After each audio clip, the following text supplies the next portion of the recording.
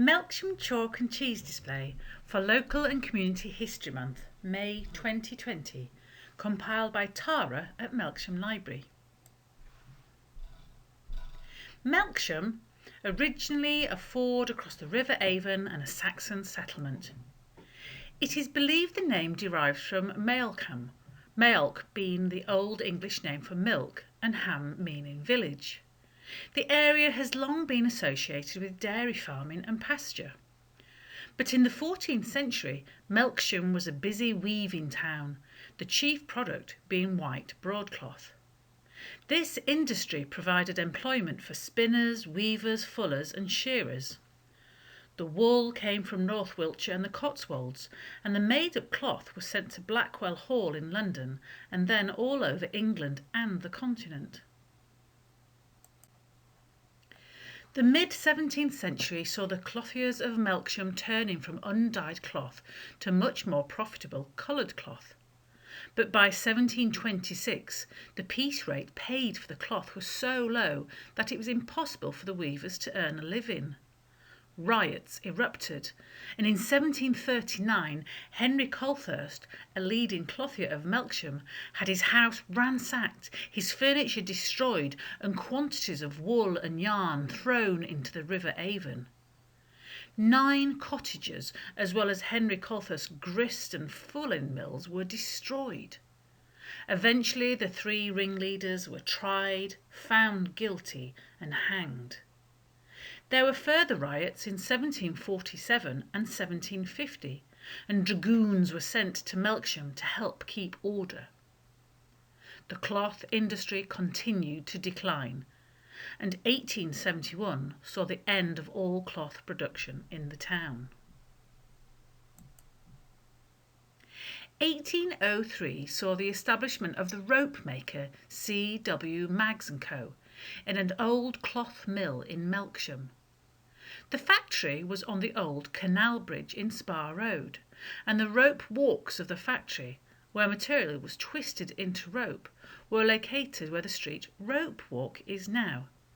As you can see the length of the rope stretched out in the black and white photograph below. Rope making declined with the arrival of steel hawser, steel rope, so business within C.W. Maggs turned to the making of coconut fibre matting, as you can see in the photograph. In 1850, Benjamin Sawtell founded a business from his home Challymead Farm on the Bradford-on-Avon Road, making paillasses, straw-filled mattresses, for the army. Business boomed, and by 1875 he'd moved into a disused cloth factory on Old Broughton Road. In 1892 he began purifying feathers for bedding. Feathers were imported from all over the world, and Sawtell's company grew to become the largest feather purification works in Europe, continuing until the 1970s. Despite a disastrous fire in 1910 that completely destroyed the factory. Unfortunately, man-made fibres began replacing feathers, and the Weavers' Crofts housing estate was later built on the site. In the photo at the top of this slide, a train load of feathers arrives in Melksham Station, and below is the Sawtell's familiar company logo.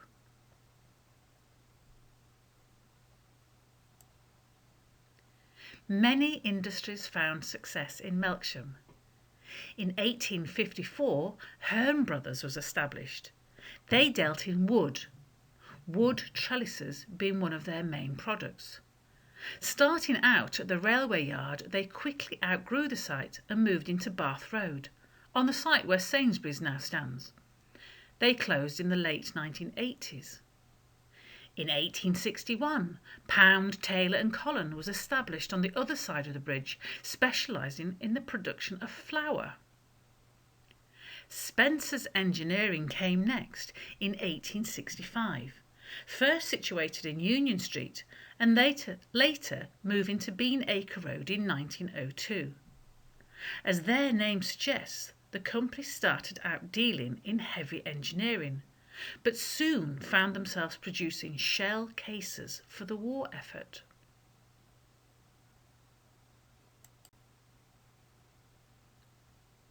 The photo on the top left shows workers of Hearn Brothers heading home from the Bath Road site.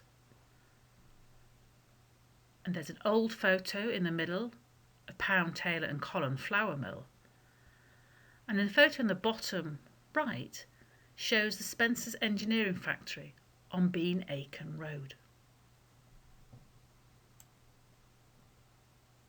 The only industry still in existence today used to be known as the Avon Rubber Company, first situated in Limpley Stoke. In 1890 the company took over the last remaining cloth mill in Melksham, the Matravers Mill, alongside the River Avon, and changed its name to the Avon India Rubber Company. They're best known for producing tyres, but during the Second World War production switched to gas masks. Notably, women made up a large part of their workforce from the earliest years, and the company even had its own horse-drawn fire brigade for a while, which incidentally helped stem the flames of the 1910 fire that destroyed Sawtell's factory. In 1997, Avon India Rubber was sold and became what we know today, Cooper Tire and Rubber Company.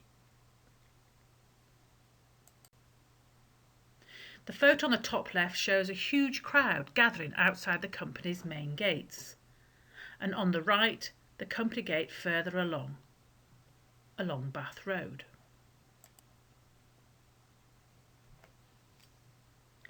While many industries established in Melksham enjoyed great prosperity, some business ventures didn't do quite as well.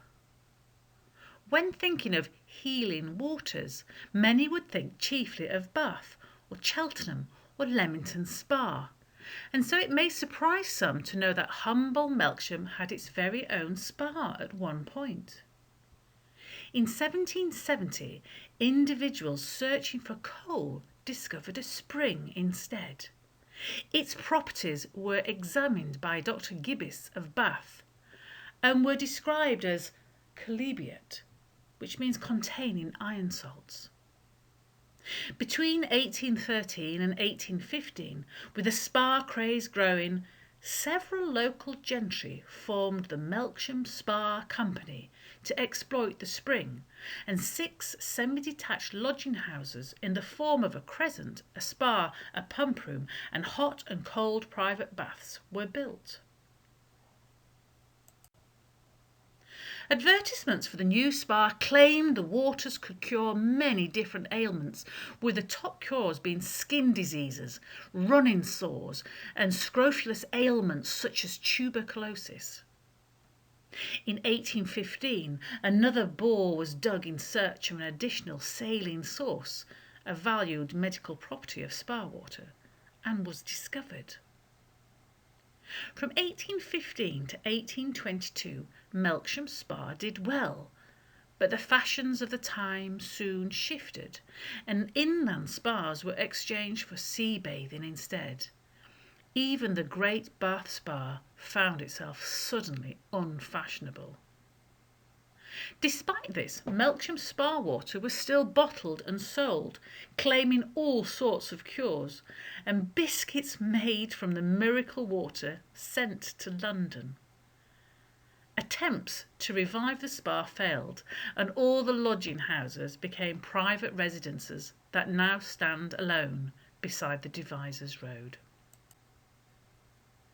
In the top photo shows the old Melksham Spa as it would have been. And at the bottom we have Melksham Spa today. And whilst the old lodging houses' use has changed to that of private housing and long drives have been added, you can see the buildings themselves look much as they did in the early 1800s when they were first built. I hope you've enjoyed this short video with information about the industries in Melksham town. For more information about local history, you might want to check out the Swindon and Wiltshire History Centre. Thank you for listening.